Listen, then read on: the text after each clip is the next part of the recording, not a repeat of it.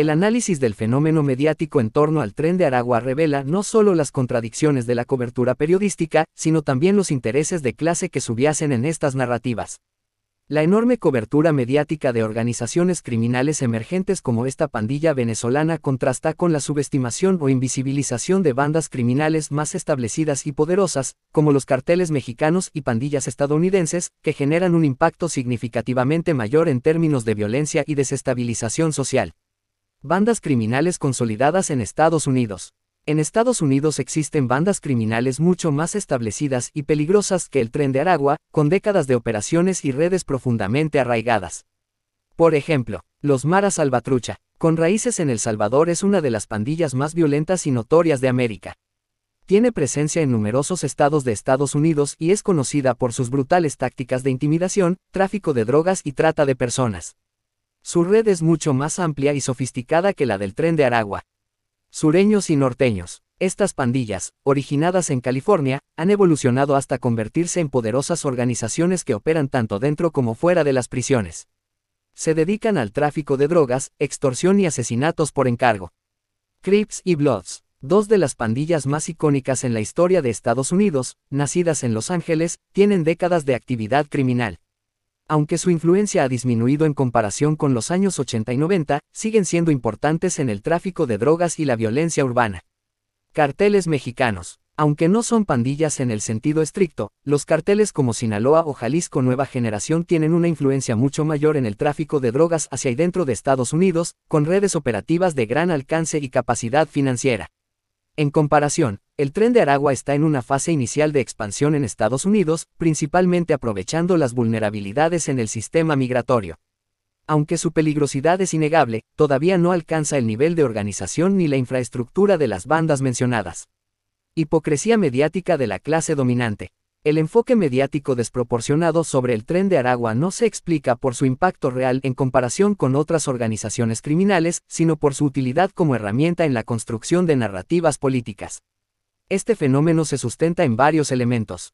Las nuevas amenazas, especialmente las asociadas a la migración, tienden a recibir más cobertura porque se enmarcan en debates políticos polarizantes, como la seguridad fronteriza.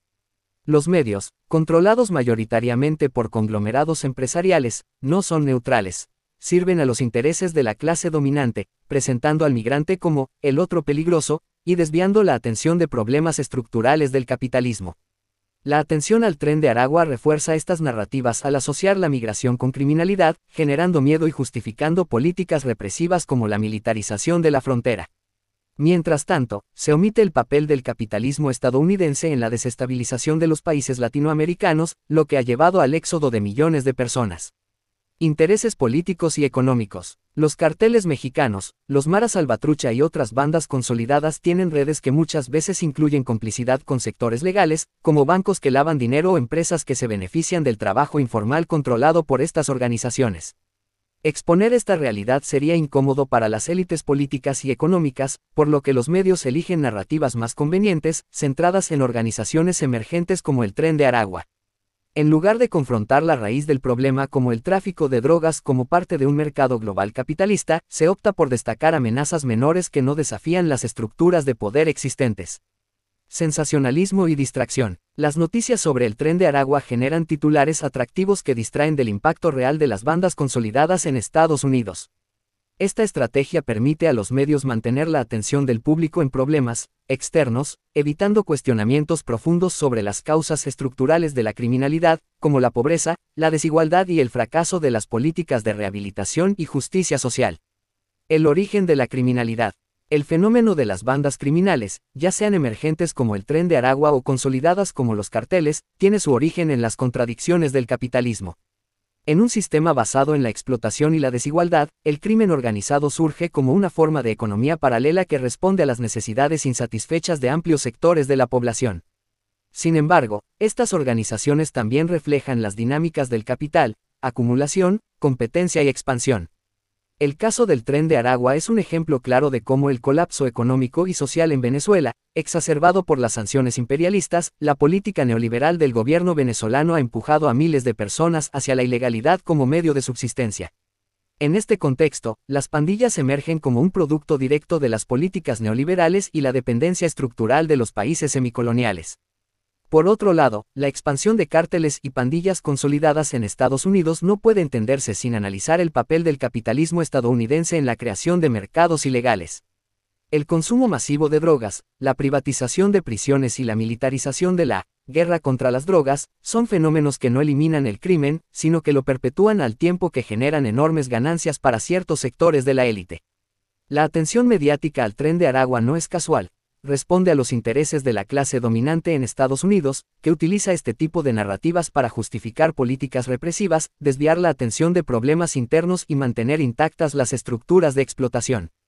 Mientras tanto, las verdaderas raíces de la criminalidad como la desigualdad, la pobreza y las contradicciones inherentes al capitalismo, permanecen intactas y fuera del debate público. La existencia y proliferación de bandas criminales como el Tren de Aragua no puede entenderse como un fenómeno aislado o exclusivamente vinculado a la migración. En el sistema capitalista, donde la riqueza está concentrada en manos de una minoría, las dinámicas de exclusión y explotación crean las condiciones materiales para el surgimiento de economías ilegales. Tanto en los países de origen como en los de destino, estas estructuras funcionan como reflejo de las desigualdades sistémicas. Estados Unidos como el epicentro del consumo y la criminalización. Estados Unidos no solo es el mayor consumidor de drogas a nivel mundial, sino que también es el principal mercado para el tráfico de personas, armas y otros negocios ilícitos. Esto convierte al país en un motor de la economía criminal global. Sin embargo, el enfoque mediático y político rara vez aborda este papel central, prefiriendo construir narrativas que culpen a factores externos. Los carteles mexicanos, por ejemplo, no habrían alcanzado el poder que tienen sin la demanda constante de drogas en Estados Unidos y sin el acceso a armas adquiridas legalmente en territorio estadounidense. A pesar de esto, el discurso oficial se centra en los migrantes, las fronteras inseguras y las nuevas amenazas, ignorando deliberadamente cómo estas dinámicas son fomentadas por el propio sistema capitalista. La doble moral del sistema judicial. El aparato represivo del Estado capitalista no está diseñado para erradicar el crimen, sino para mantener un orden que favorezca a la clase dominante.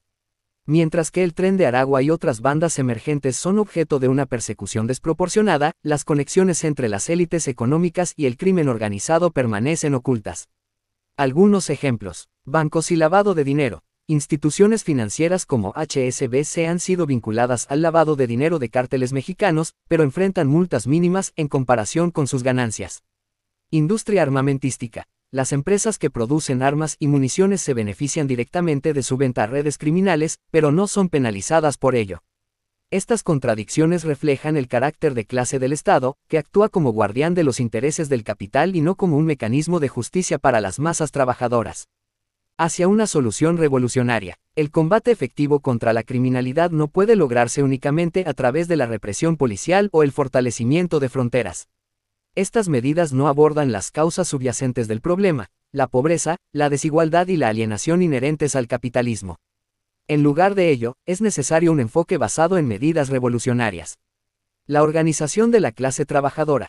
La única fuerza capaz de desafiar al sistema que genera estas desigualdades es la clase trabajadora, organizada de manera independiente del Estado y de los burgueses.